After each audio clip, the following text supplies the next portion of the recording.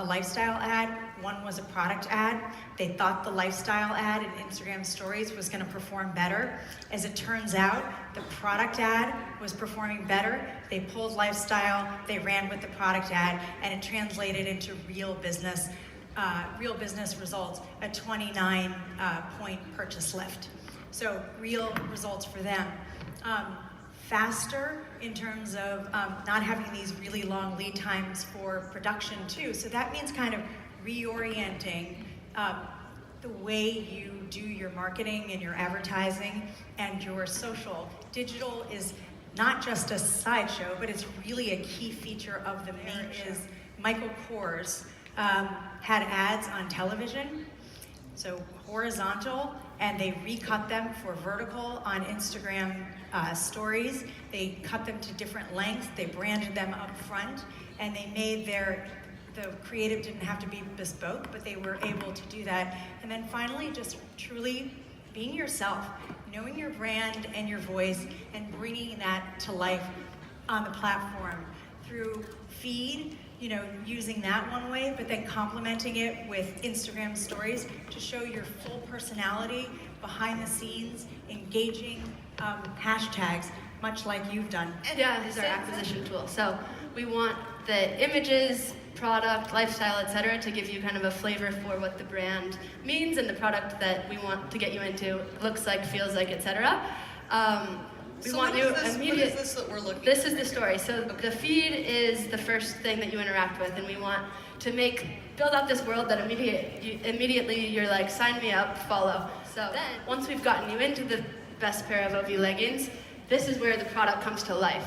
And we think of this almost as the OV TV channel, where we can kind of flex in different fitness personalities, etc., and show how they're doing things. For us, since early on, we created this hashtag doing things, kind of this inclusive call to action to be active, but in a very friendly, non-prescriptive way. And I think where we've seen success with hashtag doing things is particularly with this younger demo. They don't want to be told, like, you're an athlete, go play soccer, but rather they want to say, hashtag doing things, I'm in Switzerland with my friends being active, let me take a photo, how cool is this? Or, hey, I do yoga every day, hashtag doing things, here's me in my pretzel. And we found that to be really great fuel for building this community. And that hashtag doing things shows up both in the feed and in the stores, clubs, etc. And we've had to get really smart about how do you drive that recreational electricity and then amplify it through social. We have 7 stores as of recently, and we have these little cues, hashtag doing things, a little round of sound, move your body for your mind within kind of the physical space that people start to see on Instagram and triggers them to also want to capture content, which ultimately amplifies at a lot greater length or space than just in that store itself.